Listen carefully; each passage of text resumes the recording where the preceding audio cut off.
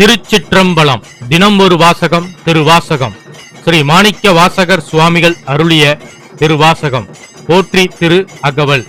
சுகத்தின் உற்பத்தி. நிலைமண்டில ஆசிரியப்பா.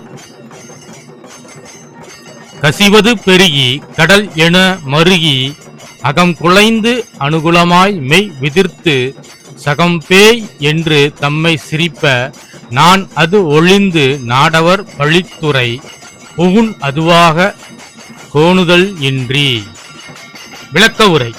உள்ளத்தில் எழும் பக்தி உணர்ச்சி சிறிது சிறிதாக அதிகரித்து கடல் போல பெருகி பரவுகிறது. இதனால் மனம் உருகி உடலும் அதற்கு இணைந்து நடுங்குகிறது. அவரை பார்த்த உலக மக்கள் இவர் பைத்தியம் என்று கேலி செய்கிறார்கள். ஆனால் அவர் வெட்கத்தை விடுத்து மக்கள் பழிக்கும் சொற்களையே தான் அணியும் ஆபரணமாக ஏற்றுக்கொள்கிறார்.